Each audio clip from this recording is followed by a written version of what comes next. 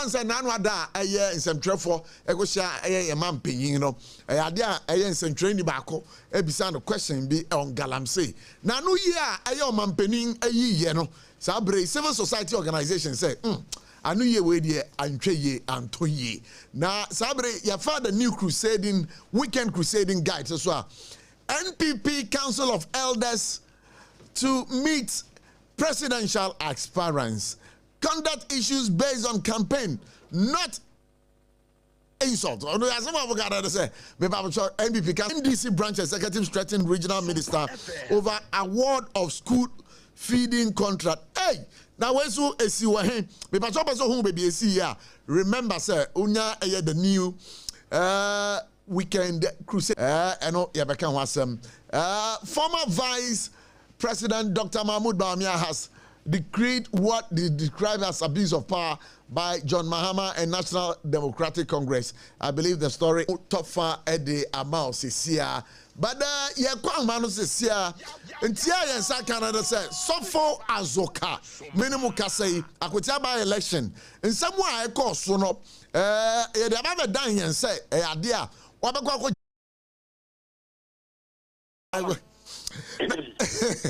the chairman says, I mean, say, I idea what all yampa says, and I can say, I just so far Zoka. Sabre, ya the Nuka Kojina Sam Dibia, Yamia Duma, I September Busumina da Toso Edu Ensia. As some we better Jai, Alaji Masawood, Sabre, Ujas was saying.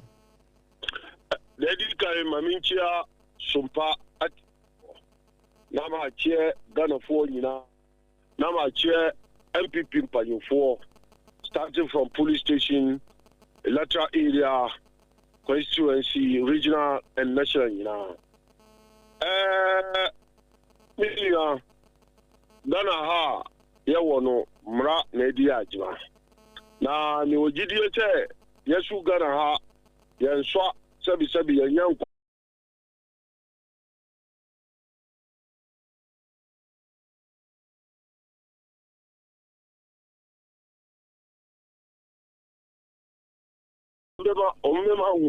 So on there, me say o ma chazo kanu.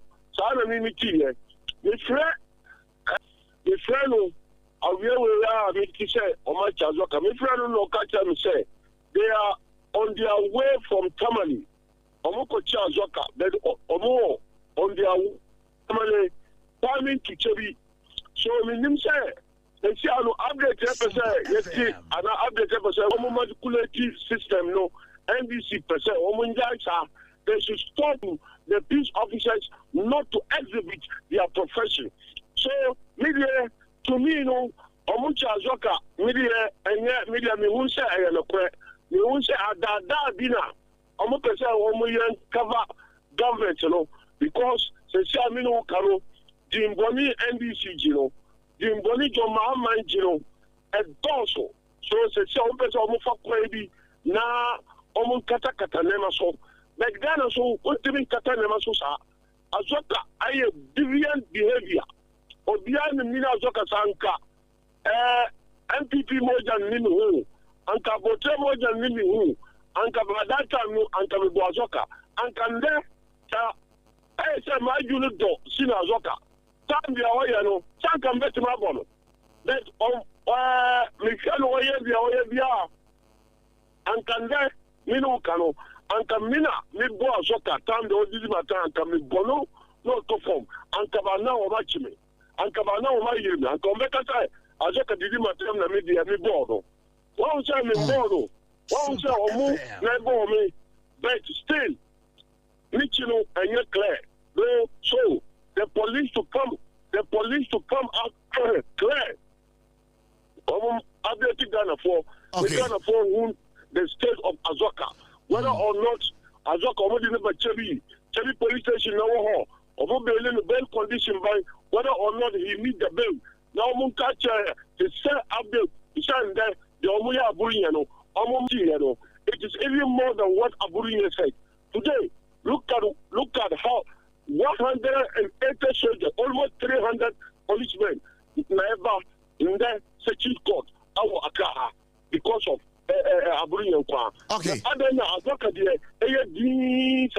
Then no person will try. And then a Kuramina, Adaku Dada Abi. Adanko Dada Dre, Sana, Woody, was so tiasia. But information I wa hatcher say, idea a year, Yamia Drumois, a brother, a year, September, Busumida, Tosu, Edu, and Siano, Anopa, non du Bremuno. And woman in the Baba, a year court. September 16th, no, and woman in the Baba court, I watch Chebior. Okay. I mean, the law of Ghana is working. We are in a state of law.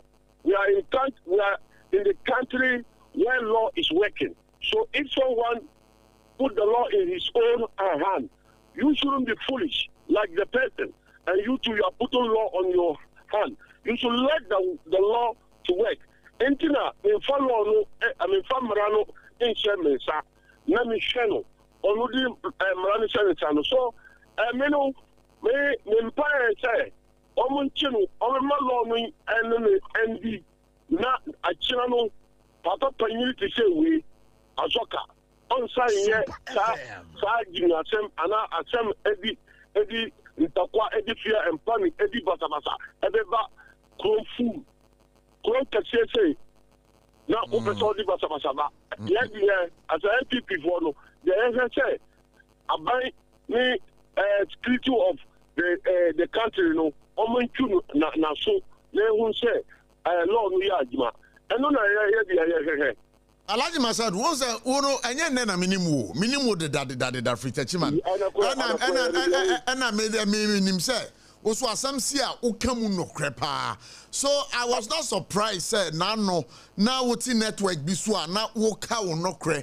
Wabra bukwa kwetia, mumpenny for kwa model fast utitru. Now unya baby nampono, kakra, would be sound one, would be a campaign, a boa party no.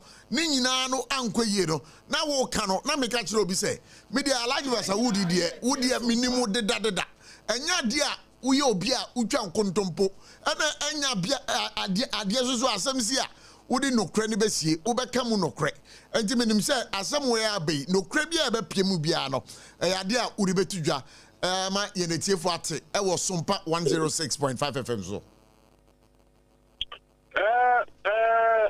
we mean what you wouldn't be so by me transfer and kasa basa ana and kasa tem efa the party since we started the party me a man of principle me a but for the aha so asambaye ya kasa but for me so asam no the way one then say some repeat internal fight. So maybe I mean person misaka na bet propaganda being a cause so let me say me for opportunity more platform we na me clear kaka binomu binomu say patro on say enter there elections bill binomu di say me say me call for national chairman and you know prayer hey me and almost say Alaji Masaudu for national chairman I conform in I never said me call national chairman me call national first vice chairman and no position me call national chairman obia whom the bia almost say Alaji Masaudu call national chairman and should treat it the content it deserves and you know prayer yemi party no na to Obama me na me back third vice chairman. Me sako the same position. So party no will say my adjuma national chairman and you know prayer. Member national chairman. So you miss to you. So the more who can now go for the AI and I know what the year never be now to say what can send this one. So would you only me who frame me on a principle and on any matter concerning about my political life, concerning about anything now political here. Only say without any fear or panic. Okay. Just come make the party no and I the Tautoba party there and parliament. Me Alaji Masaudu. Party no would the me nkone party no I to say at for the way me have me nkone sana me have party no because me party no some popular number to me I sacrifice for the new patriotic party. I swear to God I will do that because me who say we are so we nyame or hata so we nyame na we me mame na me papa wo me ba we aselo me who say me do obi sin pa me do obi to say MPP party because me sorry party no na minim party no na enime party no na me Alhaji Masaudu with the help of God no me Alhaji Masaudu and then there me will be there me be a party no. So I dedicated my life and my everything to the new patriotic party. Winning this time around we come for adia SCC way na this time around we come for adia SCC way na the catcher say inshallah it is clear it just say MPP 2028 the better power. All right, because NDC for yes over here so the Danyamasi who be sami Azoka Assembly me Alhaji Masaudu the Omoya no Minjin say Azoka has been arrested like the way they were saying because Omochi Apollo one the Aburiya for attention because Aburiya car as a national officer who can say you was probably you letter invite our party headquarters. What guy say Aburiya Kataya I'm a party hereby able to let us distance ourselves from what he said. Mekaipa, I Duncan Williams, you know. Yeah. You're not only 4 years this year, Yankora Winanka. Because Panibia over to the fear, Yankora in Winanka or Mota Nanka we floor. Whoop and you know, and okay. Abuja Biawayano, yeah, new patriotic party. Adia Abuja Bia ne the Gam Ana Iron Beba party no implement to Abuja. And yet I tell you, Yantiano Abuja to be our lady. Yes, I told Abuja cat in Dano. There are some Abuja Kai.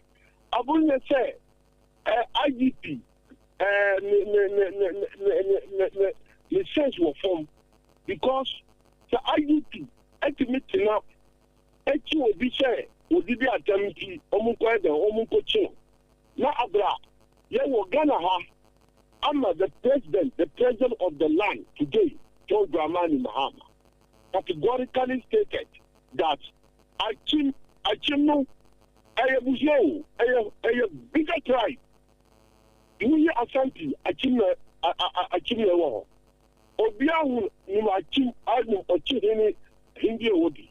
What I say, Achim for you now, a Chakawa. Achim for a mafia. It's you, Kasa. That word, you know, Akuva, how do you say, by that time, so President Otiga, President Waya Ghana President, you know, Achim. Over you don't know how Akufado even challenging your mama said. So Akufado by that time, Akufado should play. No, did he go in the 4 time? I know did he say 4 time? Debut, Alhaji Masaud, Sassam na a can your man penny or Tessus here. Wabra na on your man penino. Or say, Achim Mafias. Not just say a group of people be na when we are chimfua, when we are mafias. But one can say a chimfonina a mafias. Or see a chim saka obisi or big or see a chim board chimno. On Salati say a chim will see a chim sakawa. I say a chim mafias. Or say a chim mafias. A chim no. I am on Yamafia or say a chim no or see Omu Sakawa. Obianum Sakawa, I chrono. Because the man to me, what right to do, like I said, Sakawa, I Sakawa. Massa, this is a devastated comment. Spare Anka, only invite you. Because Alhaji says some now can say Achim Mafia ne Achim Sakawado. One who said now or a very specific with some names. Our boy. President Obia Achim no say we sakawa now okase Asantis are ungrateful. Asantis are ungrateful because with the gold kura eye kwema omo appreciate they are ungrateful. And you did the attempt now you did the attempt. But Alaji won't say going forward, to shape the narrative peacefully. Ewo Ghana ha ye nyina ye hia sumdwe saa kasa no say free A and say free B wa ni nyina enye kasa enye.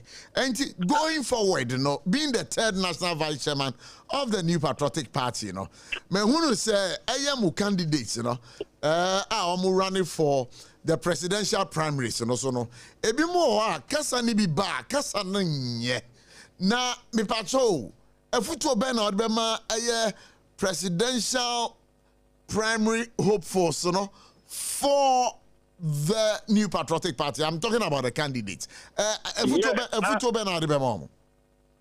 So mami andini the your mama ni on say adi the time na wo adi the time there wouldn't mean say adi the time here to say ube sorry eka say Akufo-Addo ne kuni yere obi wo say Akufo-Addo ne kuni yere we nyina enya asem ayede enya asem wa ede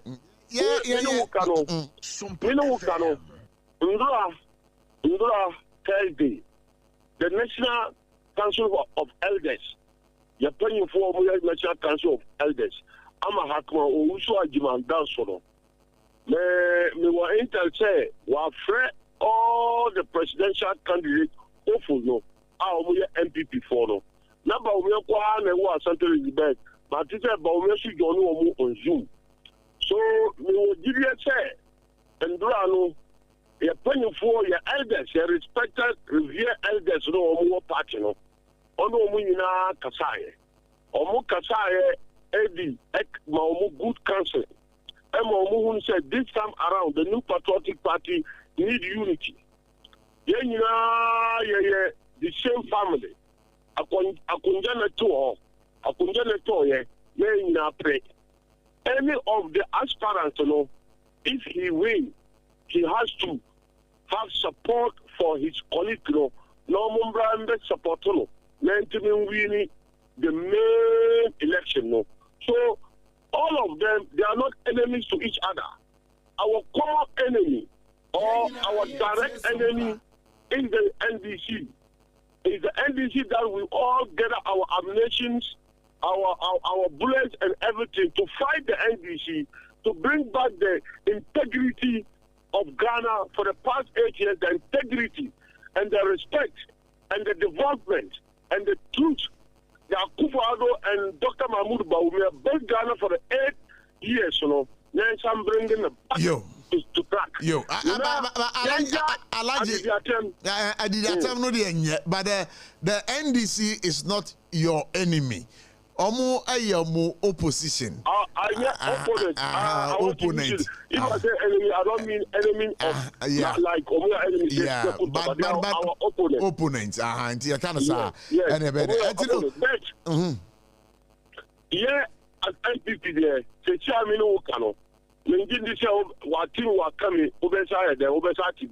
Because you're paying for Afro Munina, you give say almost respect the revered elders of the party because the Omufra Mundrano, Omuna the highest rank of the New Patriotic Party, elders, national elders of the party are Ombetibe Kasa Emma Omono Munti. Then you know as even national officers way. Now no what I say, maybe I say Omun treat me well no. That council of elders chairman no on the two say Alaji. The party will be Biakra, so on Kura and Sasa will call those stations. So apologize on behalf of the party, on behalf of the National Council, on behalf of the National Child Committee, on behalf of the National Council of Elders that you went to radio station and spoke. So, Ohoya Namim Yeda, we apologize here. Nitie Yampani Fono. So, no, did you say the way me here, we apologize here. Last time, so Bute, to the National Friends Vice Chairman. Yeah. Also can be on radio station. Me pacho. No. Yeah, hano bekasa asem no. Me see tie, mpanyinfo friend no, am won apologize here. So sana minim say, some mpanyinfo no omo no next presidential candidates, you know, ono omo kasa no de. No GDS say all the aspirants, you know, on be create the mpanyinfo nkai. Me ngindi say watini wa kami bi betima be happy. Me say till the 31st of January ebe tu abano. Ebe ya no boko. Inshallah, he will be the president of the Republic 2029. Yo, Alaji, my friend come on in here, but as I say, I catch you say Monday 2:30. Yeah, I will fear. And you know, Monday 2:30. Monday 2:30. Yabaya flyers, you know. Now you're flyers. Monday at the palm before flight. Mathematics, better was say. Now, as I say, what touch man. Do not go to my chat, my former Macadams. I butcher is on show. I was what is the third national vice chairman of the New Patriotic Party, Chairman Masawood, and Eddie and Komono Nana and two Atnase.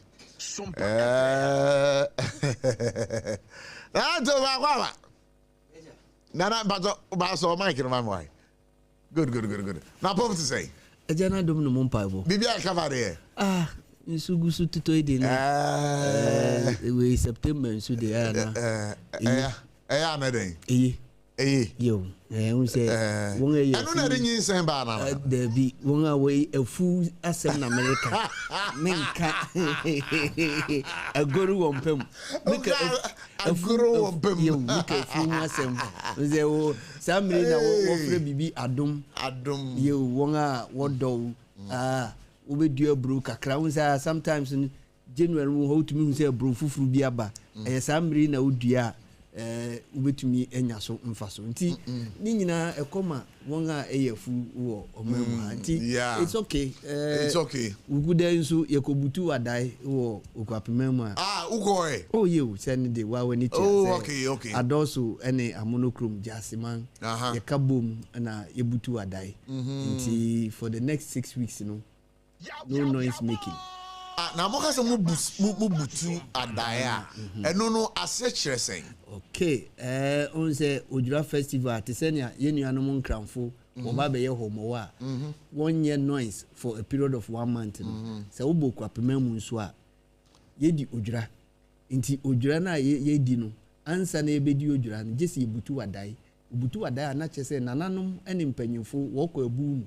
Na chese woko akwako bua I say afini muni nyina no ye de reba wie nti ansa na ebesi afufufuru mu no eno na aya ye di twodwira no nti sa mmiri a ewo mu ye di adaya ukudaya for 8 solid times nti that is the calendar, traditional calendar no we classify it as a year nti that marks the end of the year tiseni anka ye bedi bronya ye kese bia 31st is the end of the year no adai last adaya etwato a yedi be dio dwura na yedi be twodwura no na ya hye afefoforo nase na dede na ya na mo mpese nkrofo be ye no eno no of what significance is it to mo your friends are fashion mo bedi when say ya mamre ye nenanom mpanyimfo samri ya you reflect on your past I say utu anamon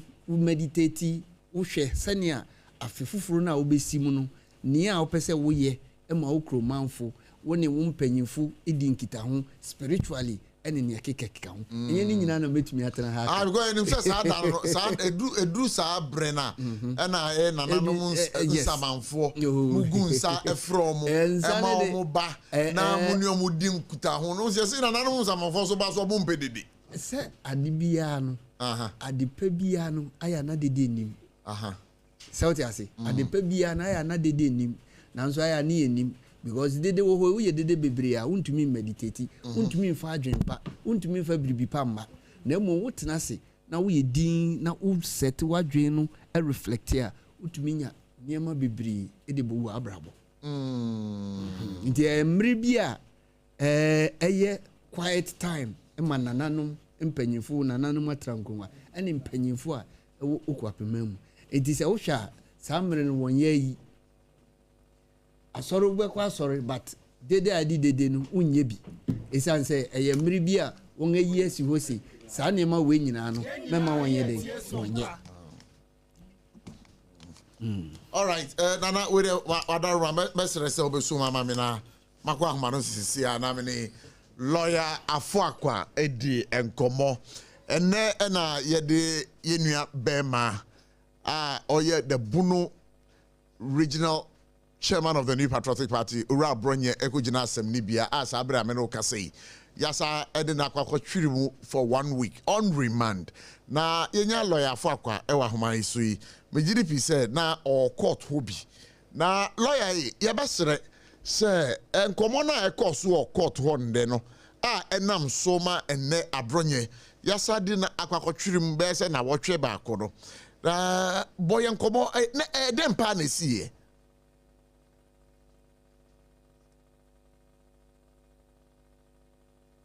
Hello lawyer Bajotemenka. Hello, lawyer. Bajotemenka. Okay, so we are trying to see, say, Yabesaka, lawyer Afoakwa, Ewa Humano Subio. Okay, yeah, we are just trying to see if we can raise him back on the line. All right, so SOMPA 106.5 FM for God and country. Akasema bako na no 9 abo no 9. Boy, you bet dying in Hokakra. Na yakako jinkra to na eba. In him said the commodity. Yeah, the better so. But Nana, what am I now? Who can't be? Oh, yes, auntie, Samri, na mekano, not just say, Ukwapmemuno, Wonga Butu die. There's nothing like noise making. A year, a sorry day, and it did there. Aya ekoso ewo kwapememu no ebebrase for a period of 6 weeks. Now after 6 weeks na week ni ma wodi bedi odwura na eri betwe odwura no na nhihye ewo ho bia no meje mi di se edu so a mesanya akwanye ya betena ha na mo ni mo ahye but this time around no na ubehu na ebia various towns bimbenga wodi odwura no they will be visiting most institutions. They want to showcase their culture.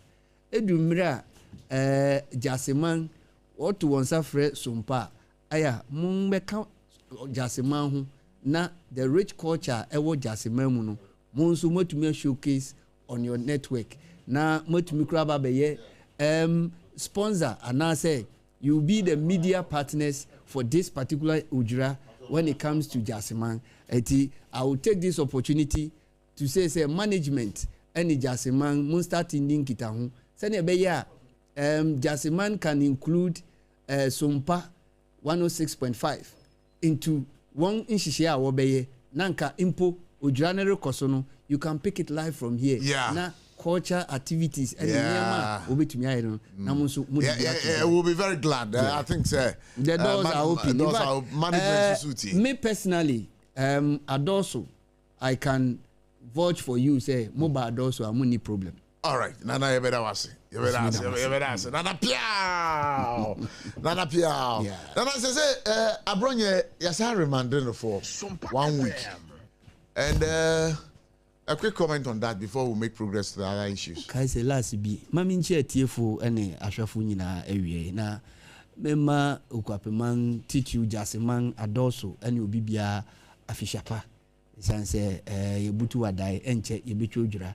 Na Menua Abochi say last me catch wa hesi mo meka mo a mukita frequency National Communications Authority National Media Foundation and I say Media Foundation any one kika ho no when you report anything live na say adena or reporter no ebia in ethics of journalism no any boybra they are quick to sanction you anambwa but what about those who put their mobile phones on themselves, put broadcast and our podcaster, they say, what's about what friend studio, no any bedroom, no a set studio. Now, because there's data and now what transmitting live. Now I started the attempt. Who checks them? The answer was no. Inti me make say, if enka me and I me to me be I will set up another agency purposely for some microphone, the bloggers, the social media people, and what have you. But eno ye nkomo bi a e bi adachi bi communication minister ene na chitafo obetu ho anamo. But for me, if you ni ababedu ha, some crime say your man penny crack can say fine. Yeah, so I issue, no, they will take it up. Yeah, they will take it up. So you see, if we don't do that, it will look as if there's no sanity on the media landscape. And you see, they say no, one dinner away and so no, what they are better being there no. Sure. It is work as a media. When you know can be. And we are social media. Debut. Social then. Electronic media. And I'm within here then. Yes, we are the electronic. Then you know we are chino a media. Media. Into obi home pa wanko journalism school. Onim send your console watch kosoro ba form. Ne dia ne say camera no mu no onim say because AI abentino he can have some enhanced voice and what have you. Otenasina or trisini so and one say osoko. No formal education, nothing. Until when they speak raw. In the year 2000, yesterday say more of the radio stations and the TV stations ebano. Na yehu. It is just recently, yes, ye buya ma ye buya tra. Eni ababe hu sa nema wi. Na yembe se hu se anye bia. Wonga twonga no se. One day ni say won didi amanfo atem no. What do they gain out of it? Who assembly can't you say it devoid of insult? Must you bring somebody's father, somebody's mother, somebody's wife, husband into your conversation and insult? And say, now what can wait to me? Sometimes I ask myself, say, some krofuya na say saye nuanyimu ya mpempino what to say na mon anye bia wo panyin photo e wo wonfia na wo panyin photo e wo won dem ana I don't know some no because say wo panyin photo e bo dan ho a ni nya ni say wo be sorry say wo ya wo panyin bi no correct sound I say and say corona office no o man hine no ebuwo na wo TV so kasa no na say wo kasa no wan kasa yi a it is up to o man hine say so from no call you to order because say one kasa yi a ugu kro no hu fi meti ha say me do kwapema mu a won a woni mi a wo hwe me of various media houses no what me catch them say kasa yi a wo kan yi de na nka yi nanso eye na wo kan say ebeboy me fam aba but won why on chinchinchi wo ka biribia na wuntia at the end of the day one kasa na obegu hu ani mase but ma me bi say ba nyina no eye wo na ogu hu fi because sabe obi wo ho a no nim wase but the sense say what's na wo social media so akika nsem obi create decide so obeka ko hwe ba bi mpopoti ya ofi answer na me ba me ka sem bi say ni nyina ye nim say ne wofa ene wofa your friend is saying former deputy general secretary yeah obribuan people are saying say onim no kra what dey to ne keke because ofi different tribe and wa baba be settle ho inti say wan go yes hard way a obi be hwehwe wase there ebiri mu say obi mpa wo yire ya lawyer and wo kasa nsem we and na wo yire no obra ben nkomo ben na oni ni di wodem because adena wo ye no you have to ask yourself say who would they affect because ebetumi affect wo ma unua no wo kotena ba bi na okasa obetumi aka say asimesi nuani na say asimesi we otena se na okasa sebe nsem ahu ni mfaso nko ahu hia na oka nti let us be guided with our speeches that we bring out. Fortunately for some of us, we have been able to get the opportunity to say we should address people how do we go about it? Consolia and I said a higher one my opportunity ayeti. We need to exhibit the talent within us. We need to be able to come out and tell Ghanaians the truth, what can be able to help them, what they cannot do. Emfa adepa enyedeng emba omeimu. Basi yebetena na asimesi tikese, asimesi na nefurachia, asimesi. Then what is the essence of wasting time, taking fuel, putting fuel in your vehicle, or even taking boat and what have you to come and sit here? Nana, undrin say a choir opposite for the faso any court no edin faso no a more rem kakra yachere no for some misbehavior ni other charges they are bono edina court entino court no intimate na se ndi nasem se e be bunu fo na e bunu fo se punishment bia na e dia ma no na ya satrase ya ye so san ko shem 1 week enya so twen bi ene ye de ma emra police fu wo mra bibire a hwe se wan nya se man ko police station a unnim se police fu mra ebro 1000 se wan nya se anko police station a ena ubehu se san police fu wo hoyi wo mra bibire wo na we me ntwa no so na police ni bi na emre bi na metwi mi ka me ko no ogina me o se abuchi o license for him ma yama no we bisa me warning triangle we no ma yama no we bisa me na o ka jack whisper na we ma yama no o bisa me bibia na ma yama no afro we o say na se kan da o ka mu e na am say na se kan so da me ka mu am de be den was na wo ko a na dwe bi ko bukto kwan mu a ya was so easy kan ara bi so do ka mo mra no was he adu meti bi di a chew enti police di o ka so be chew a that's the point media ka say ka is o be chew yeah but ube bisa ho so say edanti no waye nti a besi ne wode ne kwa na mo asande na kwa kushim se uhwe menua abronye ne nsem a odi tugwa se be nsem ni bi wo hokra entwa mfata se obi betena TV ana radio so no waka ho nsem nsem ni bi sebe eyetan. But you see, for me, I believe say we are not in a banana republic. We have not gotten to the status say ye be a banana republic. Ubi have fa microphone in no start akikan sem. In any case, you know, okay, say last week na grant every beto go say o say abang o teso tata into here political asylum. Yeah. Enti say abang tata na police if achiro na wo pese wo keep you safer. Why are you complaining? Auntie no omo bona ho ban. Na say this part of it. So I say until say bia later na wachiro akoma US in Canada for no what betro be okay mon release in mind he has to be in the custody of the police. But we have not gotten to that level. Yen nyina ya dwen ko hoye. What na wa call for? Say you need political asylum. Anambwa. Na say police for bomodinga no onsa kanwa. Wonya oseko. Me de ka menko a womani ndema kosi tama. Let be a befi amanone aba baby a or professor or pesoko so ne or better countries or US or Canada or UK. Inti say abango wo US, UK, Canada. Watch robe say moon release in my then they do that. But until then, I think say onwangasa ni life is at risk. Inti for him to be in the custody of the police, you know, I think say it is in order.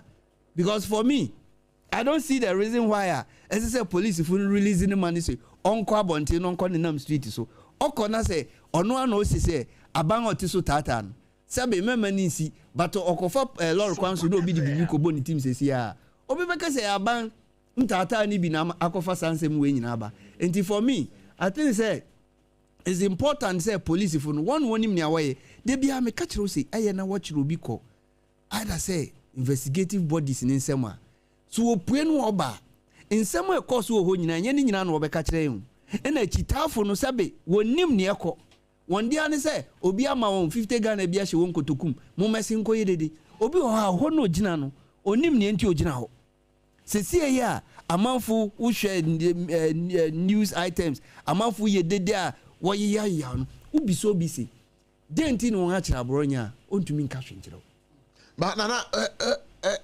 no kreso say aban a wote so sisia no wo tietia amanfo fa hodie so ne senti no eye ora anase mranim ni Vincent Asefua achoro krata bi de akwakoma the diplomatic corps se aban otisisi ya no etietia eye omanfo efa hodie so e wo manmu a one ne adwen onka nipa dodo a wetietia won fa hodie so na watie bi de you say onu no troko nti otro na ko wa list otia asemasi fa hodie so because yenya nti say wa cause financial loss to the state o cause financial loss to the state nso a na say abanchirewa na che say wetietia wo fa hodie so ana say obi ko ka say obi aye say a oni evidence bia o so obi ye corrupt me no uti hey na maka cho say we ye corrupt na mini evidence bia na say won aba be kire me a na che say wetietia me fa hodie so you see sometimes won ye kata politics ana the politics kata ye nim na say be ya ye niema bia ye feel say ye di gu oman hu fi but ye nyina ye oman ni mu.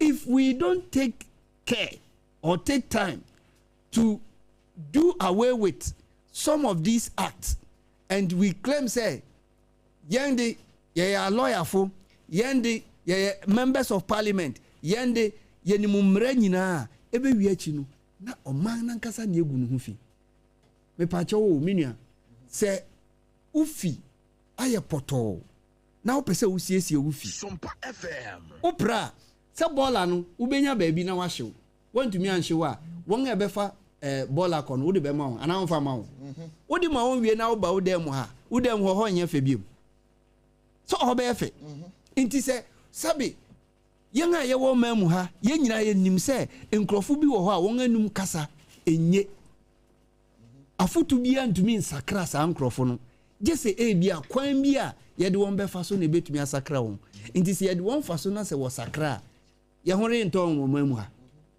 nti for once ye ntumi na nsore a ye be ko social media sa da no de social media is calm, devoid of insult, devoid of kk, but then we project niema bia ehu hia Ghanafo niema bia Ghanafo aya ebetumi ama niema pa abomamu ha. Can't we do some of those things? Because some must we always be negative? Who beside some of the high profile officials are. Yeah. Now Okan Wasem. Yes. You mentioned a former finance minister, Ken Oforiatta. Okay. Obonidin. Now, okay, Oforiatta, Dientina, OSP Shonyan. And so, Reverend Intim Forjo, Member of Parliament, 9th of April 2025.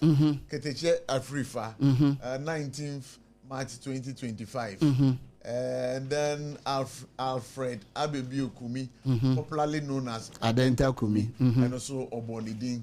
Chairman Wuntumi, Ashanti Regional Chairman, also Obonidin. And currently, it talks about Kwame Bafo Abronye.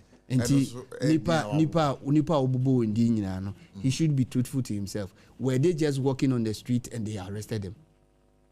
No, you see, sometimes never be ohonoma. It's just because he wants to be heard. He just wants to be heard. So sometimes people make noise, unnecessary noise, for them to be heard. As a lawyer and as a member of parliament, you claim, say, unimumra. And yebia wakwako finding out from the security agencies, when they invite such people, say, then we invite you. You don't do all these things. Then you just come into social media, you write simply because you know how to write. SOMPA FM. And then who throw a petition then European Union. And I say diplomatic corps. Now yes sir. What are you trying to achieve?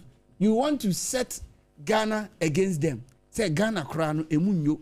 Inti say obi person be investment bi wa ha me ma. And I say, we person obwa Ghana with a grant bia me money from manana. You see, sometimes we hide behind politics and do all sorts of things. Because Santo Koya, or so quack of far being no. And yet, on one be affected. Ne consequence. Obi oha, or pesoko baby, or because o mukrum had say, ya maunko. Intino, ufo say, oh yeah, now dear Jodin.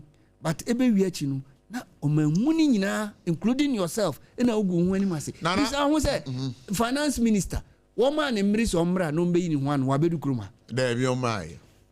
Yangasa, young of a chairman wound to me. Nana and say, Maslock, a quack retrieve 3 cars. If you know, no correct. Ain't such a person no have flow for investigation? Obiaiboni. Obiaiboni. Adanta kumio can once me. Then no koye intia will invite in the koi. In team for jo, then no koye. Near mamma muse mohu for evidence bra who say unibi. Uni evidence nibi. Inti evidence na unibi no. One person what on watro. Into what you are true. Ato. Police officer so. Is it not a crime? Police fumrem deceive of public officer and deceive of police officer. Is it not a crime? What other police in it? See ya bronya onye o say IGP is corrupt. Where is your evidence?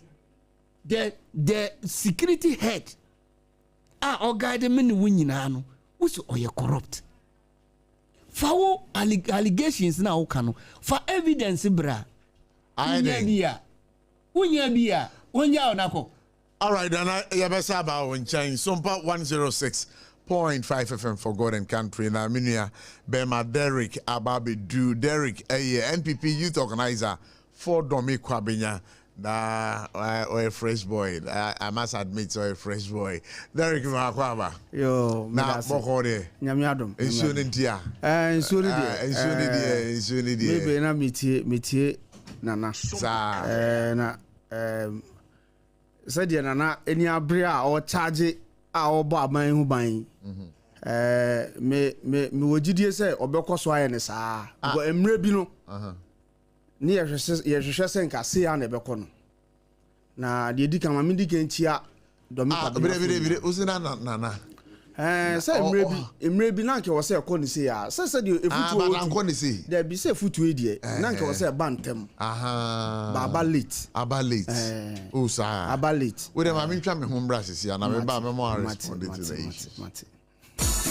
Chimano Fui, Electroland Abeja, near the Munamuni, I'm a punning in Answabo. Wait, yeah, Thursday, yeah, 10th April 2025. Raya showroom for front a Wukumasi Techiman Kwanaso. Yadi Roma, sorry, Dino, and that's a backsword Nidia Nimshe. Roberto Samsung, TCL, Media, NASCO TV, AC, fridge, gas cooker, washing machine, deep freezer, home theater, microwave, blender, kettle, rice cooker, and any more papa kahunina. Now, when in Baby, Edicam for Baku 50, Ebenya 15% discount. Any achedie, it's a rabbit idea. Kahun and saying out.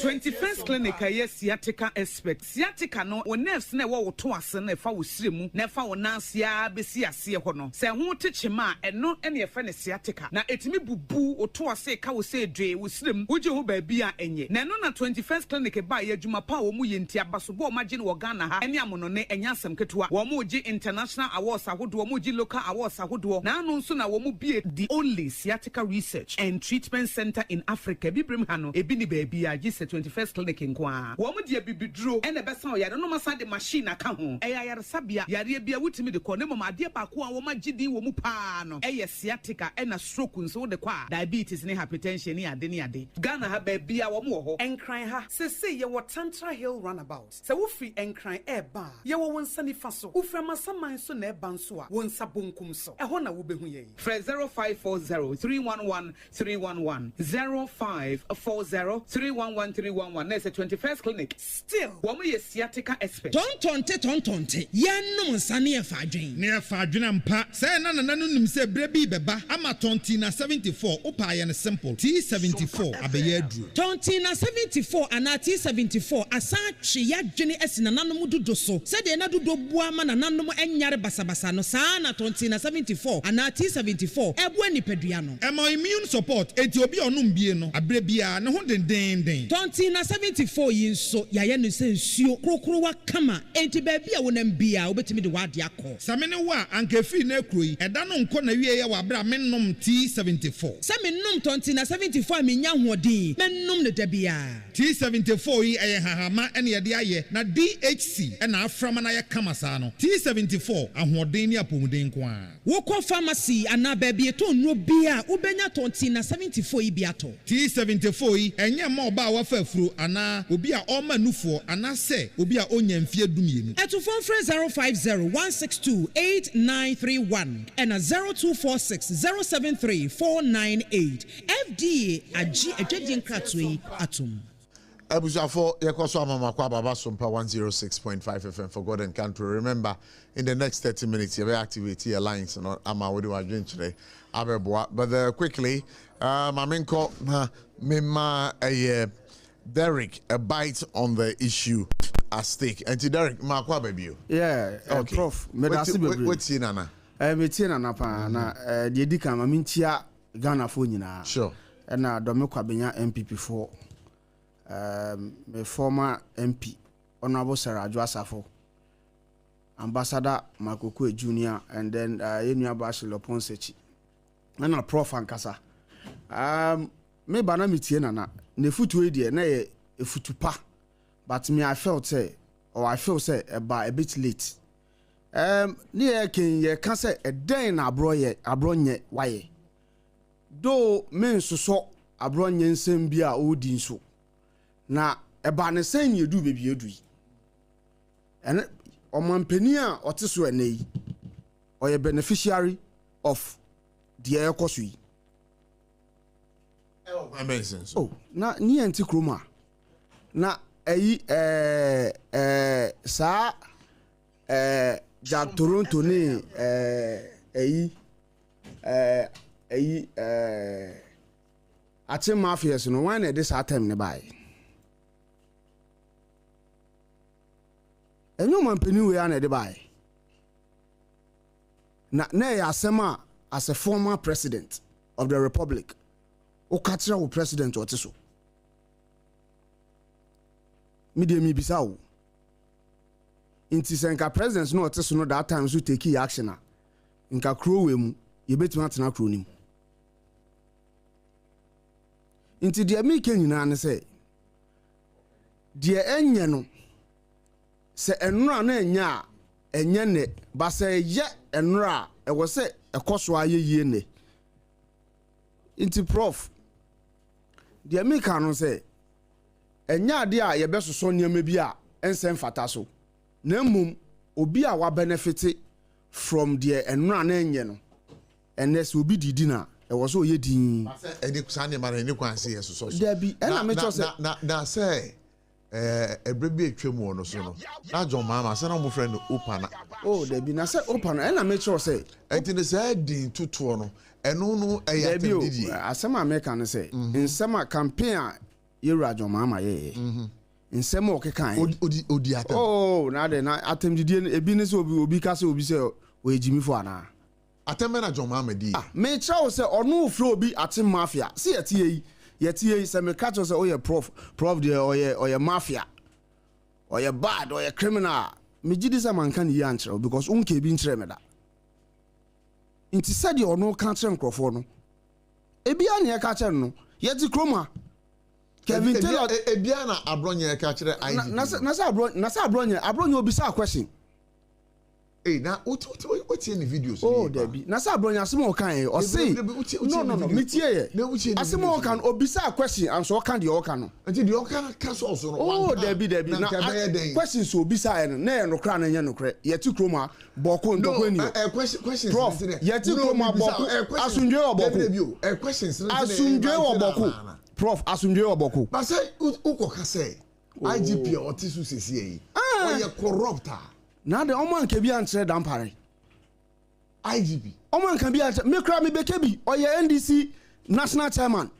why na sa IGP o to de oye na NDC for support another na nya na de oye na nya NDC for Adamu to no otu na bronyo oye han robber Chevan na edinity name your friend is saying Black Mariano ye wo one particular CID a onu nko na prosecute political agenda CID man media minini di na nefu na minim kese na nefu kakaka no onu nko ahun sa onu nko case bia ba political case bia onu no di enim onu state prosecutor odeko na odu court no ye bisa no say nsem men na ekoso no omo che court say omu nyanya omu investigation wie Now on your investigation we are who the nipa tum no as I said they will call NIB.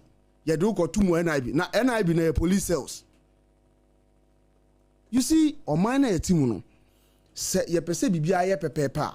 There nana ka no e no kre nuambe bi antwa ye emre bi atwam. Nti me no I was expecting say we will condemn that and then we will condemn what is happening today. But say ko ba ne say one particular group of people.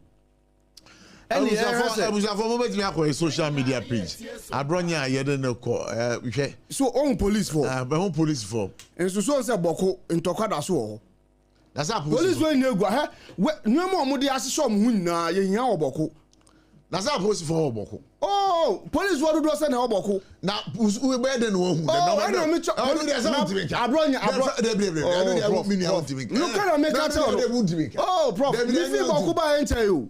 Na yes say kun crofo kra kan. Na me no afraid me fi boko. Na me chop police wey ha. She. Omasa say bulletproof na akra MPP ni be na di etu okra ko. Etu okra de kwa den court. Oh, say who di bone a o peda de cha kata so. Abronye say won didi. And all the say hunger strike into on obetimi I don't know ntimi. Obetimi. But some have also said say Abronye eye nsam bi a wokasa ti a eye sofo panyin no ehun asotwe na ebaye oye mo meba cho meba say nipa ko no eye mo MPP SOMPA FM constituency chairman for Tema West owura kwesi poku e be say yenko ti ne emra sisi ya but ene minka adia me ni ajipa arentra me because of your Christian action faith. We serve a living God. And never goes in your baby own can't problem you. Bibi be CBI be didn't credit among your 40 years never go for. Look at the Auditor General's report ever. Connect a EBN a politician EBN was I check. A chief director of checks. If it could be Viana, is it we have 40 million cities? Now MPP Meso. The chief director be of Sunny Sikabia. And then I'm so maybe a politician be here on it. The group with the behind our politicians. Mumreso. We are 8 million head and cross what 50 million dollars in the hey, yeah, I can't say yeah, they're politics. But for me, we need to start separating. Look at the Auditor General's report ever. Connect a EBN a politician EBN or sign check. A chief director sign checks. If it could be Viana, is it we have 40 million cities? Now I know. MPP Mereso. The chief director be on Sunny Sikabia. And then I'm so maybe a politician be here on it. And the group money be behind there, our politicians. And Mumreso, we are 8 million, and cross out about $50 million in the hey, yeah, I can't say yeah. But for me, we need to start separating. What I say, I brought you at me. Only Kennedy talk or dinner table, we are politicians. We have platform like council. I don't want to be part of that arrangement. Me, me action faith. Me founder. Me general overseer. Papa. Also, I want to say me. Osi Musai. Papa many. Don't go away. Osi Musai. Okay. No, I want to say my yen. Osi Musai. At the end, I don't have on your MPP. As I'm a soft opinion, Mpo or NDC. The other one who on there. He has the right of choice, but my papa has no right of choice. And I've got on Sampan. Yeah. Bible came here. Bible said, I shall not touch my anointed. Do my servant no harm. Da already Papa Temno. But we just saw them pagani mantle says Yamia. On Casa. Now Gaza Roya China free chisa. Ogaza freezer. Yamia Casa. And your software and I can make us be uno be uya. Come back and say, hey, suffering fans. Prophecy Papa Okroma Fiwi. I said, Papa Case. And as much to so Yamin Casa and Yamia Casa. Prophecy Papa Okroma. Papa. Sunday. Thanksgiving service. Christian as if faith. Obiamrebi.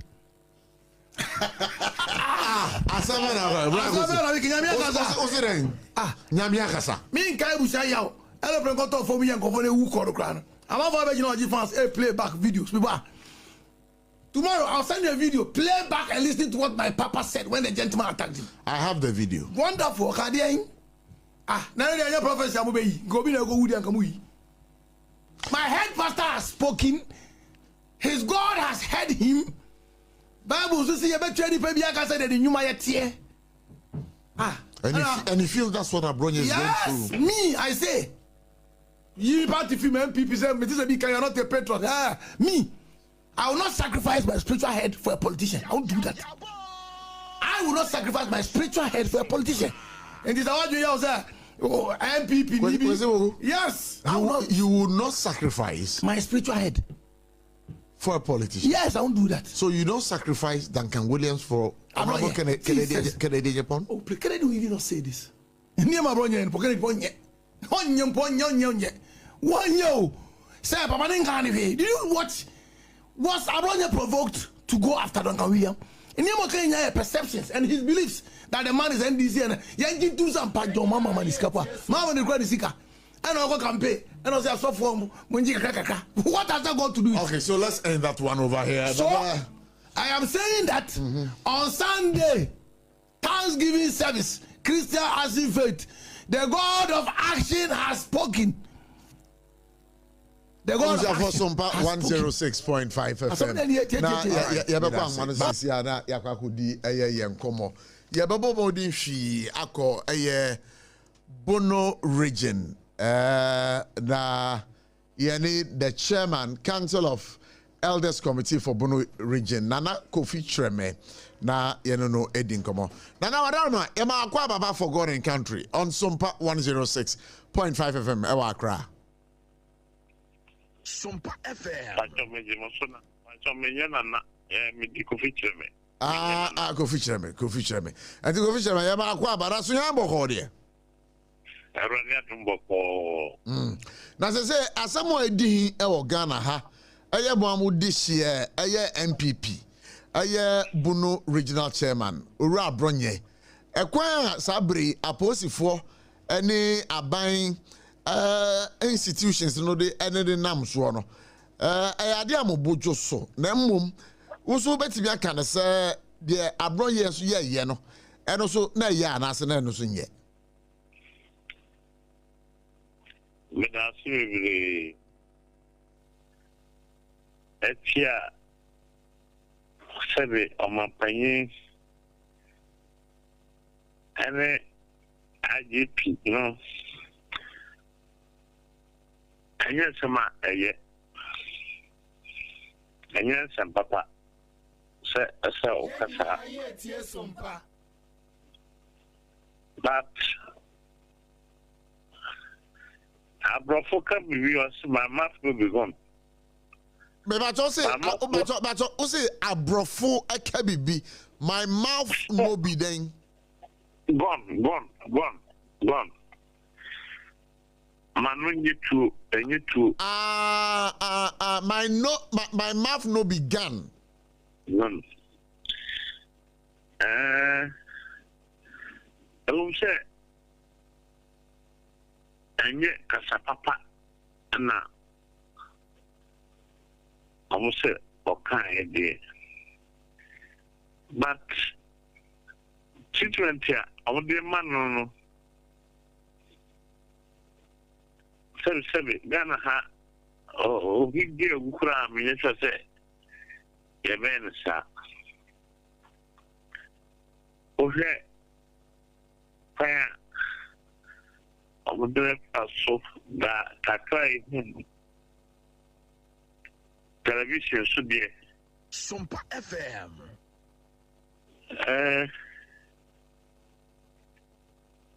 Kevin Spa Nadia and the Black Maria Edward Sims Black Maria is principal cat here.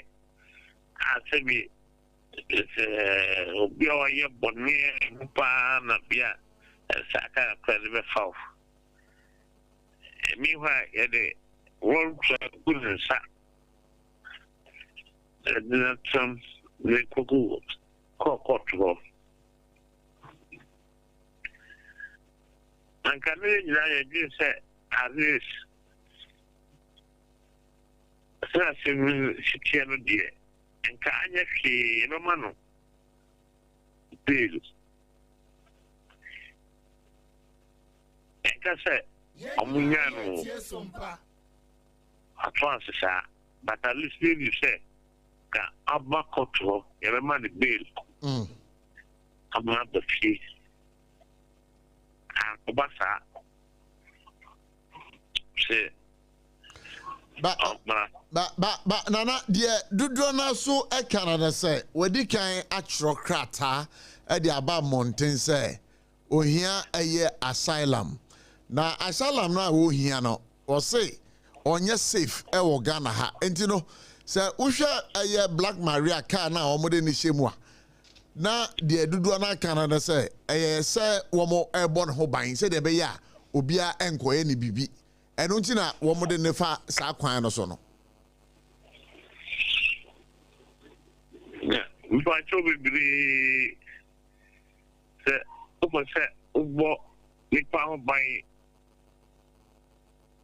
na o de ko se Black boy we ma omra handcuff gun sa it say me when you post video but abro ye ni pa ba ko manchina agye gun sa tazi kura post me for me meeting atem dirako tazi yes be a pick up so we post for war owo munsam ana mi de kaze tazi kura no meeting am bibi post for the bibi bakotwa and tazi le driver na se na we de wo se watro krata o krata mu du e de akwa aye abrofo no se sabri Ghana hano embassies no na osuro enti no se apostle akwa koche na ana me say me nye policy ni ba bi me say we for me nu pe private de na hectares in the Lambacot Tazi other Tazi kra net to talk of say yeah pick up we for pick up the am research one but sabi bonino oyobia ketase any proye adokrona na asem we enya asem we mu odu paaye oh medical ka say sem no ke kan no enya sem papa Sompa FM yeah camera can say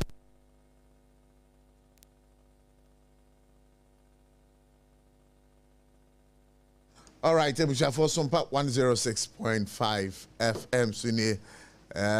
Of course, yes, we were having the interview, and then suddenly the lines went off. But we are trying very hard to make sure we re-establish contact with Nana's 0.5 FM for God and country. But na minia Chaka na okase. Yes.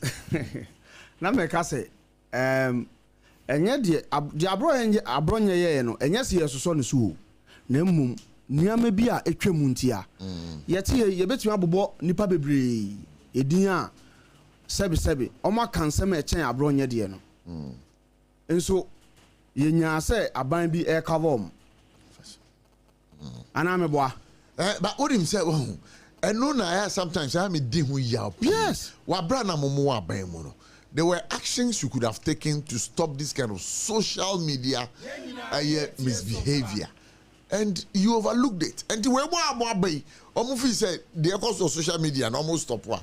And from so on, Mamini Nana, Mamini Uraku feature me and we a interview na meneno na membra won chen wa. But to say Nana Uraku feature me one kind of piece aye kwan omofa so a wo mo de abronye enam so no enya dia because we say we di bone dia committee amobo no region sabre nsambe na mo betimi e dia to omampanyin enim mo pa omampanyin acho se eye nsamo a eye mudihye abronye kan ye no entweye ne senti no omampanyin hwe fa kwan bi so na oma aposi fon fa no ho enche no atwopa no bi abeba monten e de abepa che wa na say modri mo beka no e wo manoa keke. Oh, so make us say a process. Yeah, first time commenting on this issue. Nti so nanu omo de ko court ne. Me DSC. Nana DSC ne say wo bo sa edina kwa twiri mu on remand say next week on mesa de na ba ayasem de bia ho no ma be hwehwe ne nsem no mu. Okay. Babis yebe respond na ya koso ya appeal do say mo respond through a statement wo so aban ye pen efuto ne mo de bi man but one fa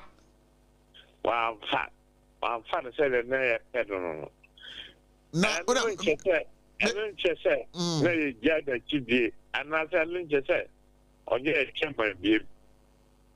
Now, Bananai, say, what can it say, and what to know for? Now, one fan to say, the na momo pen and ra. Na and no, as a channel saying, a be or fat, a be or one fan.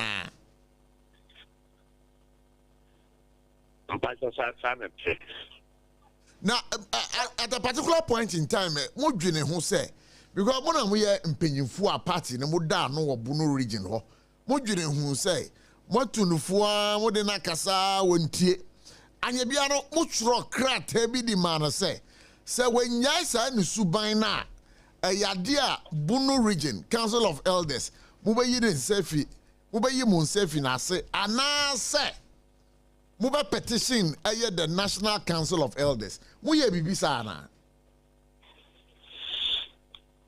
The party then Council of Elders. You need to me. I want that. A regional chairman to say, we are here to adhere so and I say you said to me no. Now Council of they are conquering the. Me no kase makre le pensa and the but party bureaucracy is keno SOMPA FM we say bia amo fere na kasa ana se bia amo ye na you know me yan ho bi sa de. And say, according to your statement, party bureaucracy, and no na who kwine ama krata which roko ye no mpono montimianya emwaye papa bia enfree the National Council of Elders in chain. To me no, we are on the regional chairman. Aso and also we try na mo bi say we are one you say be say no I want paying for ho I want kind Nana I know the yati asio ora okofichre me yati asio but who can say krata de wan kasa no what tro be say imprensa na wo de akwakọ ma mpanyimfo won kran party mpanyimfo won kran na me bi say wo mo yiwa no o mo tro krata brew e ka say krata na wa tro aba no ayampa womunsaka na ometu ho anamon ana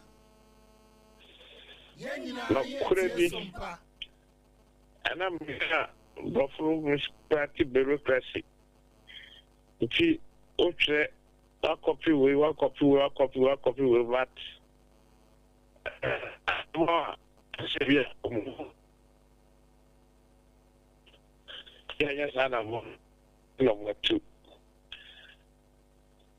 Adamongo anamu pese me pacho anamongo anamu pese the National Council of Elders and for that matter the National Council and as a neck of the New Patriotic Party anamongo anamu pese omutu no womu entime ntu sa anamon no sa na wo pa kire oh there me for example now be expected to say we are I'm back to the back. Yeah, a letter. No, you're my friend. You're chairman. Now, you're not a cassa. I said, be a big no. SOMPA FM. I'm a friend, and then a cassa. Okay, but Krata Modia Muchro the Koi any day. Oman fan New Yebia and San Fan Bremo as the Regional Council of Elders for the New Patriotic Party. Yo. Nana, about Yabadasi, I am fine Kobonisi. Yamisha so my Hokama, you know, a dinkum. Why? Yeah. Yo. Oracle Fisherbe, the chairman for the Bunu Regional Council of Elders New Patriotic Party. What's you? What's your Muchro Krata? I come out party paying for one crime. But I want to say, Shrunk Krata Prince. Chaka, so you see your party? No. I'm say chairman of the Council of Elders. So Kasa na Sebio no enya no cre. No. I'm saying this because some a party member. Me tell say now no she now one thing is saying Abronya has been called to the party national head office, but so you shouldn't say that. No, but Prof, you be saying Abronya call the Akosi. He's not following the party say. That say me ne wa yeti. You find say one the friends national chairman of the party. And I'm assuming Council of Elders. Yes. And I'm actually letter bro say my original chairman, the conducting ye, Munshana Munye Bibi Faso, who responded to my letter. No, not said they've invited him. They no one responded to me. And I make sure say, Oka said no action has been taken. Someone responded to his letter. And I made sure say, but actions have been taken. That is it. And action is not taken a cosi. Now, no more invited no. And a cosi. That's what I'm doing for. A future of I. Now yeti ani etu fu no so obi fu na wan fa no e fa party no be. I don't know if you want to court. No, it's not. You see, kasa na e course wo court no e no nkyere say ebia party no e kyere say de aban ne ye no kwan body so. All we are saying is say jumedi aye di nyina no eja anana court na e wo ne mra. Udu court no e was say o ka say ni senti na me charge asimesi. Police force say omo da so investigation. Now the more leadership of the party. Oh, there be leadership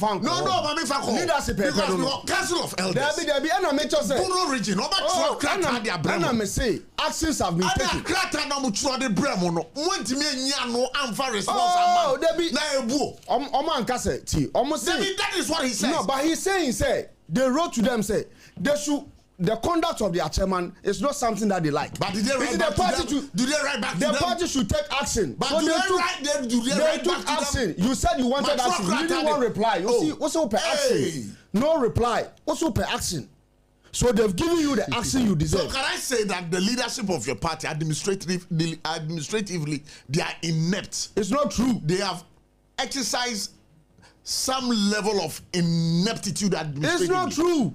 Because I write to you, I copy you, and I make sure I expect a response from you. Oh, there be now on who say omo abronya de neba discipline committee.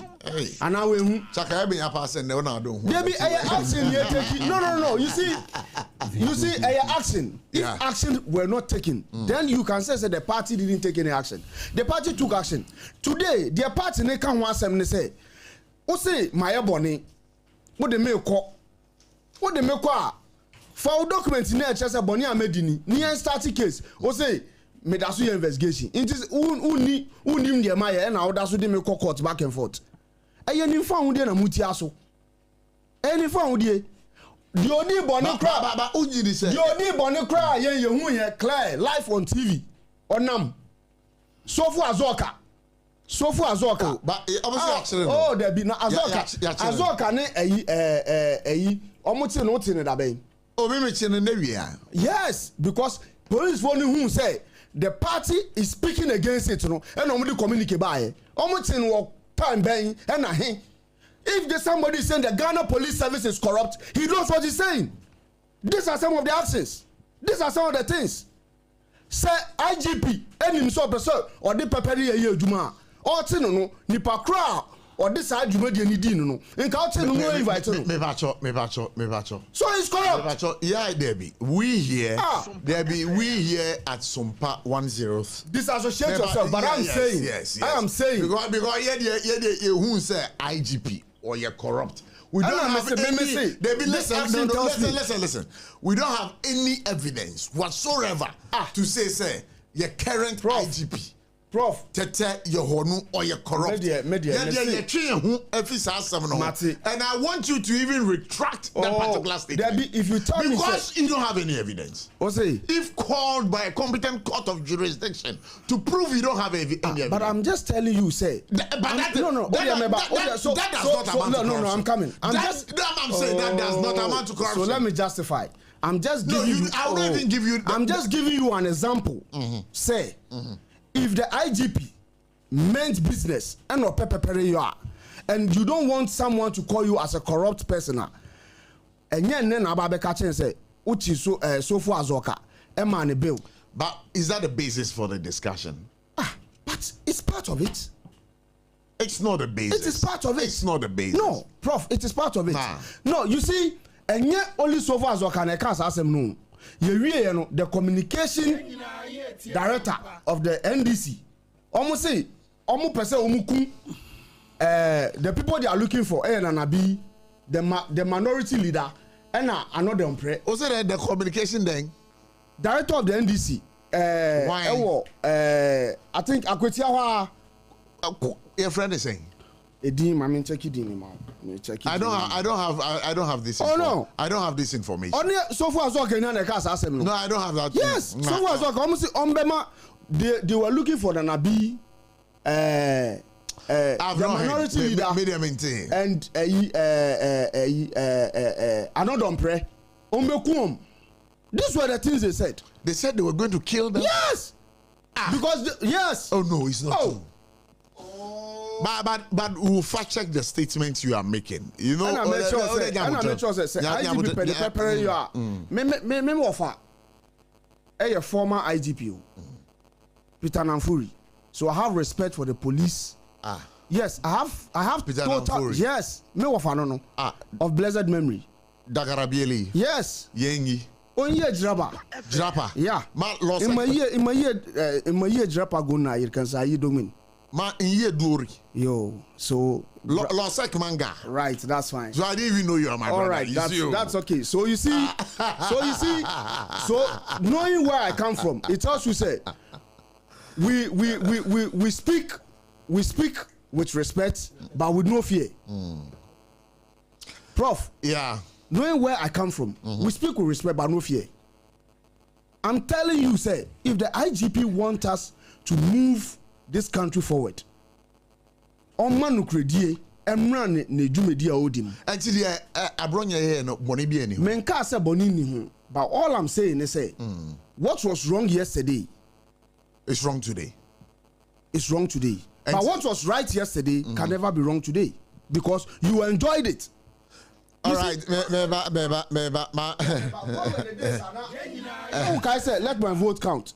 No, Mulidia, you go and pa. In Chalaman. So no, in your car, in Chalaman, one up and you see, there's one thing my observe or mine.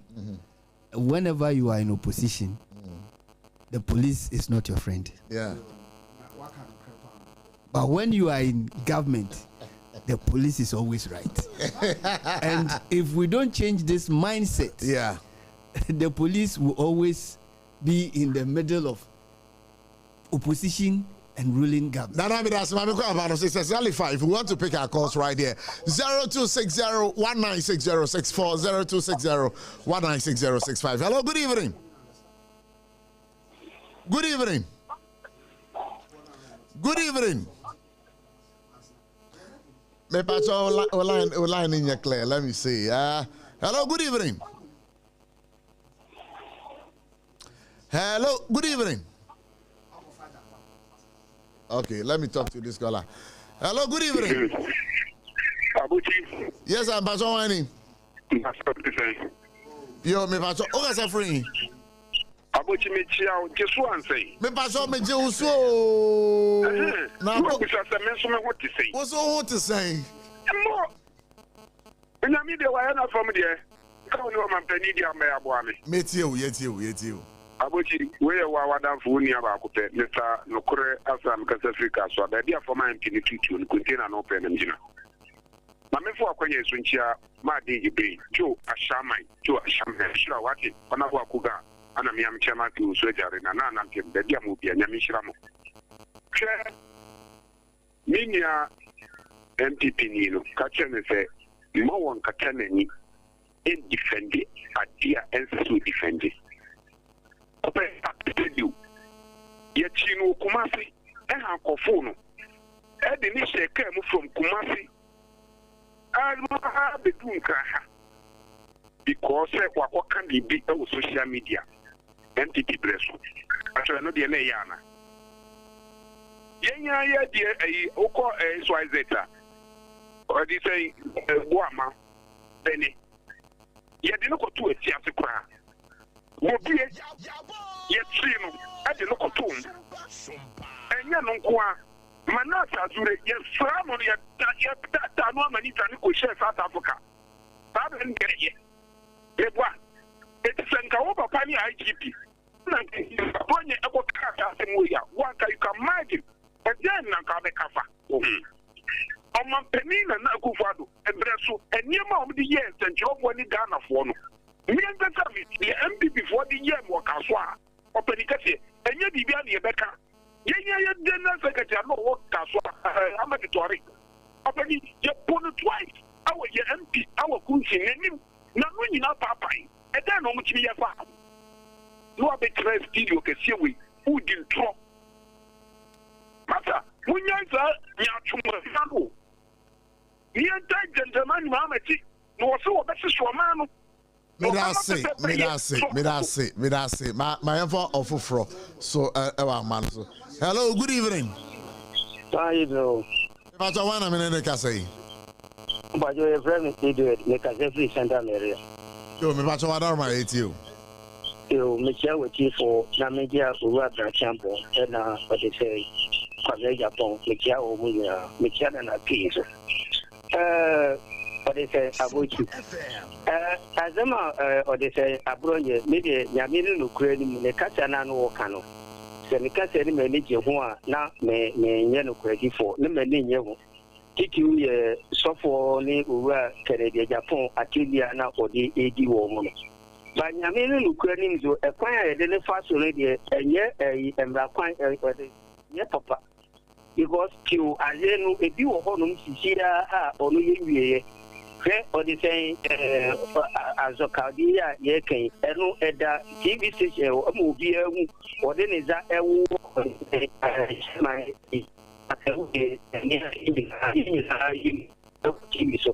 and 24 Abba, and I'm a Bronya de Yao by a Mambo ye. And the day I must have Nako court or do court for Namuti Yamau. Now, a Bronya de Manipula on the Ye. Even last for buying as a woman billa, and the end as a woman billa, and ye. Maybe I didn't know I have pick and choose for me to be who party Mudia. And yet, we will change the chief and your name show your position here. Let's say a choice. But one girl who said, Emroe and Gasso, may I say pass over you, so let's talk to this caller. Hello, good evening. Good afternoon. Me was all dinner baby, I free. Yeah, electrician is contemporary coffee shut down. Yeah, electrician or doc coffee shut down, but you. My chair, when my young for John Borden, and then coming chairman, and more organizer coming. And a person paying for now on one, and then you could eat some watching a Bobby Abaso. Let me see, said, be a minor corner, and I said, and this for Omega Kanyama Biatia. Say, you bet you be. You had not corner man 2 weeks. Yes, and not for my 2 weeks. Why you kissing? Now, obey Osha Kutia, you see your TV. Now, Osha, your Ponticama, dear little, your Cactus said, but 2 are Cabe Balation. Yakika something when and I'm a boy, and over Senna. The same, a different kind of nothing already, a little pattern. So, people will change the Ghana when not time for a second, so Ghana, you said you come from your fair crown. I want to make a medicine somewhere you need to go on, to take the same and then up and back power, which you need back Ghana, some call back. Now, you didn't call what say, not fully, yes, you now, they are the cafe. The Yahoo, that you know, opinion work with you, said this.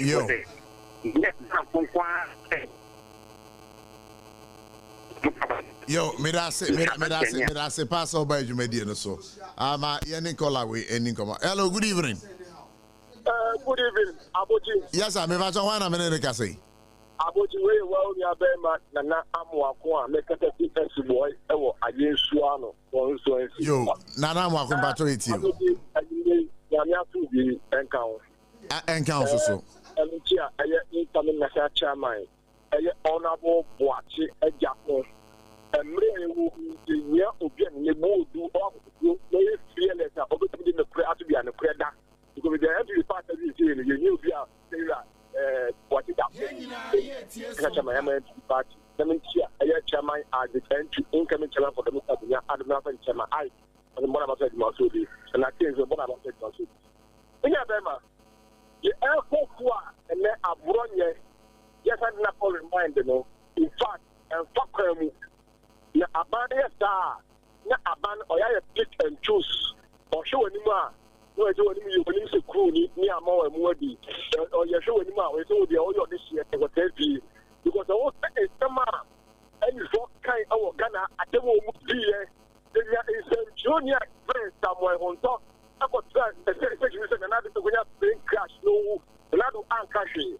That's the way you have to call you. And then Asema Abonya Kai, I Asema, I a criminal, the man is paid a year. And the Abonya Papa Kono, Rokunipa, and the man is paid. And get us there. The very year the mamma did a warning for you. I was so big and talking a hard. Then came to me, I can much out. And then, Galamase, I said, and saw it exactly. And then any something important any man and any kind of mistake our Ghana has. And then I do the storm and I care and convicted our force. I had to call for it. I say again, I'm yesterday on the exam. The best thing with the matter. I'm not going to bed. And then in the year, where you are, I'm the move. I'm not going to come out the move. All right.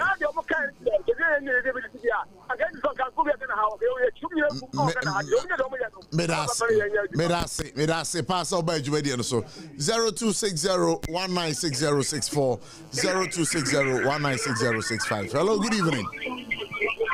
Hello, good evening. Yo, me pacho udini baby akasa free. Abotchie mbacho temenka. Me pacho me tsunka pacho wana me ne ka say. Temenka wa wadi na rubon kwasigwati live from Cantamanto market. Aya cha Cantamanto for my why. Yo, mbacho pacha me why na me teka na no it okay no. Yo.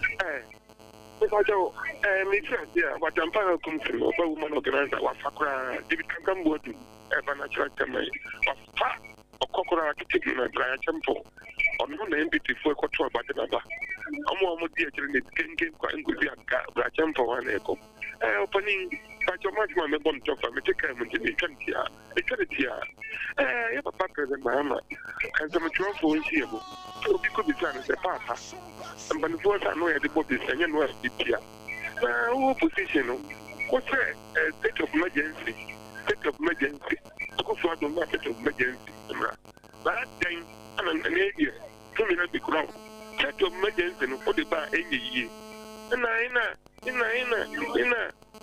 the end there compartment with the nipa who papa nipa that's an who as a compartment now who position in there now the whole state of emergency and took a so 2 minutes the kitawa I know there I was at the end of the what will it pattern to me you if I'm saying the thing be a too big that because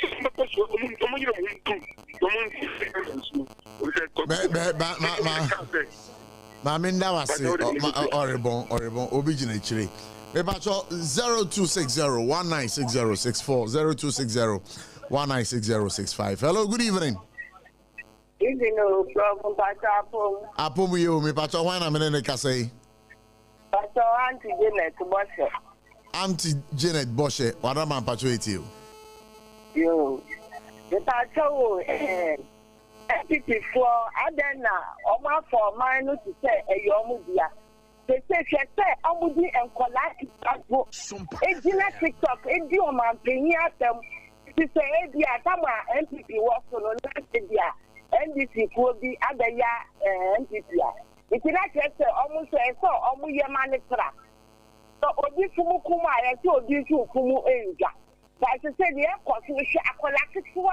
Oh, you she. Now, what you know, how the camera is seen, no, Dioman, Peniatum. Into where your papa Mutra Ghana Mabu. Now, Moko can't summon the last day. I promise some of the Yana Musi Ghana, a president, I say president, I think for Ghana, they are Omudia. Yomukano, Omuya, Omudia, Tomutam, Sunamu Ba, Omuatu, and this is when you now won't do more. Yadre Omu. May I say, pass over Jumedian so. Let's talk to this caller right here. Hello, good evening. Yay. Where I can feel your catamato. Hey, I can feel about Hore. The whole don't be able to buy out TV. And I had a grad memo, a memo, Tracadama memo, and a bottle. Hey, I have you somewhere. We don't come here.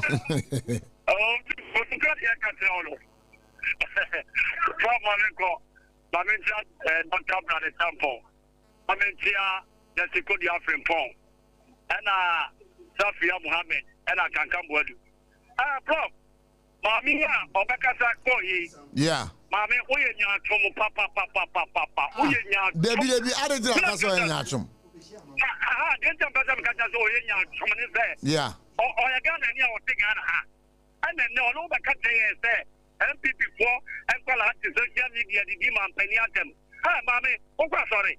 Adia, Captain Sumat, the number one topic to NDC Central for, and then Colan Colabi, the media film with Dean and not one time. What day? Also, when you would see how to go. Oh, because I have a Yachimutum. I know the idea.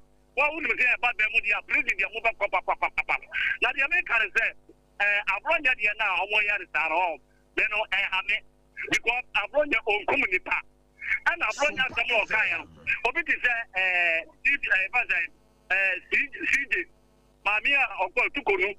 Mammy, just think of putting actual letter, Aquaman Penny say, Mammy crossing, or you corrupt. I'm fine. Why the master of Mandela? I've run your okay. And the other money, I'll come your by birthday, Akotia. And a brother, and my own can't ask them. My Obianca said, "I brought your car here." Or say, IGP a corrupt one. And what to want me and say, he did almost corrupt. So much the committee. I'm a man for you. And then you know, I brought your corruption. I want to committee me IGP. No more question. I'm almost in the area to all. And that's it. I buy no things, and you will now, or MPP pote. We catch Ghana point now there. And this is MPP because then you about them Ghana point now so.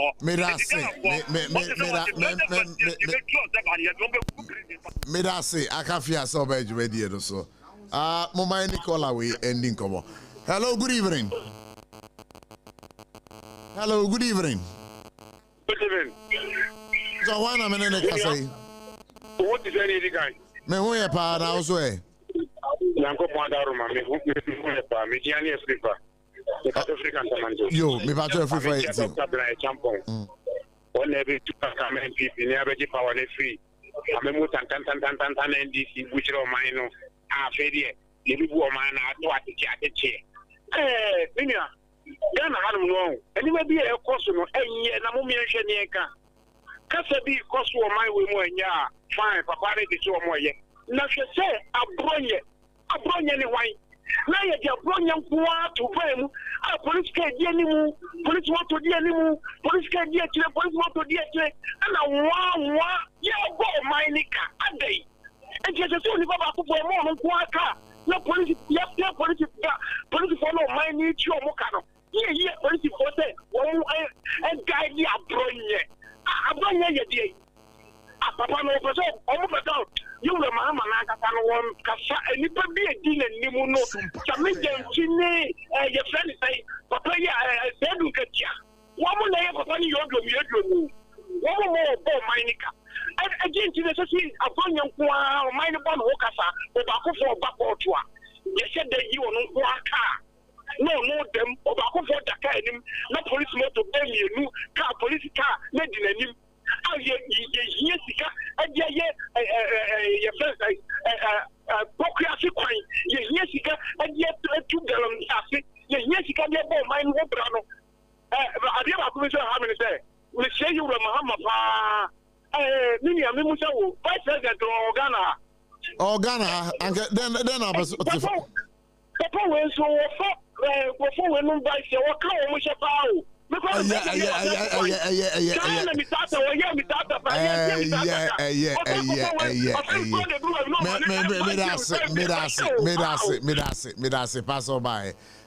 talk to this caller. Hello, good evening. Hello. Good evening. Me pass on any. So, who can say free? Dowinya. What are my budget you? You discussion, you. Now, I think that some are born and some now, Mokano. The police chill may better qualify the police chill. Not their court to say, I'm detaining him to do investigation. It depends on what the investigation is going to be. In the 1954, and now we are trying to say, almost the the police can detain for investigation. Whereby the court can call them out, but you still have to do the investigation completely. If you are born in an interview of any faculty, and I can't see the look at the mother can, who began questions the dream, continue. Well, no, and maybe I came at be down. You when you did offense and the sort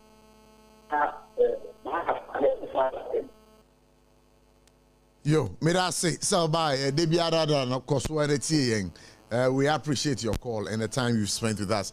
Hello, good evening. Good evening. Isaac Kaswa, me pacho ETOI. Yajoso. SOMPA FM. Me de bi a me ka asem Ghana. Mumi ehwe ni ye. No kuredie nya atwom. Tete minkuminya. Ene no ma na ekoso bo mai no mo. Emi entumi nka no kure. Eye fita ye entumi nka ye fita no. Ni fiti kwa me nkoma aba be tinde. Ye kosu nyina mi hunu yo. Ye kosu nyina mi hunu. E wo mai. Wale ta pa na mi wo muti. Yo. Mirase. My fa last but one caller. Hello, good evening. Hello. Me bajo wana menene kasai. Ya Dennis yo Kaswa. Ya Dennis Kaswa mpacho etio. Yo pani e pacho mechia kwabra je Japan engineer. Ono an MPP for the never. Opani matro me boro top fans. Please let the papa president mama. I just try to train Johnson papa. It needs to jamambo. Your democracy. The democracy no be to make out your pay. Men can't give you be. No be you be no my friend, no my so. Now the only one got to and what can you know?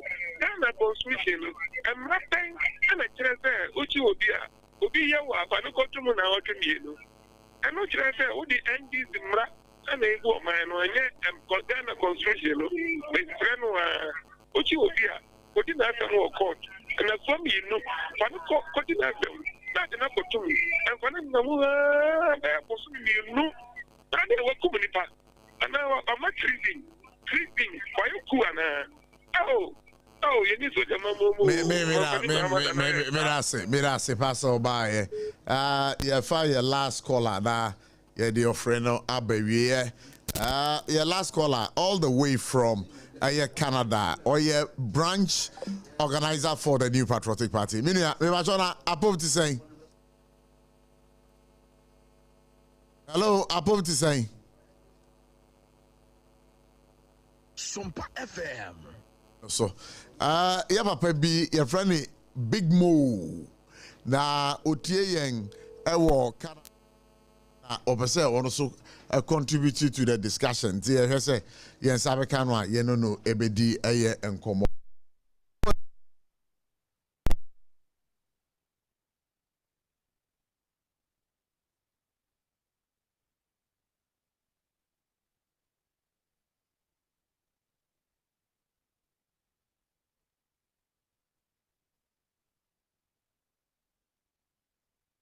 Well, when you say abronya issues, some other issues of national concern. Yeah, about 2 minutes. We now they are commenting on it. Why? Nedi kan mechia wachi for nyina. Na maka se money djuma pa moye ama oman Ghana. Bacho moten nkade. Yate unkapa. Yenyina ye tie SOMPA. Hello. Yate unkapa. Yete unka kasa yete unka wa yesro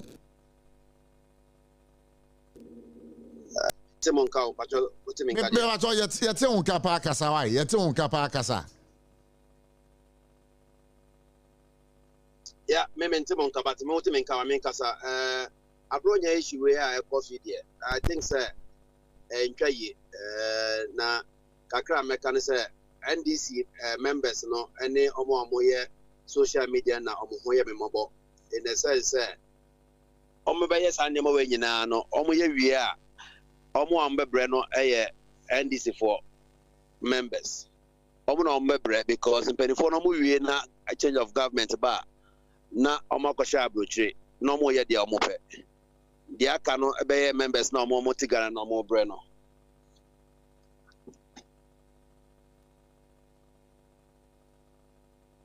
Okay, I'm saying network is stable, but he's followed us throughout, right from that. He's been with us, he's been listening to us. And the Big Mo, Canada for Anafa, Facebook pages, you know, Fachi Chama Mona, your program Nasia, Omunina, so NTB Ewo. Now, you have a sorry swan, but the quick one, Yakachi will say next 2 weeks, Friday.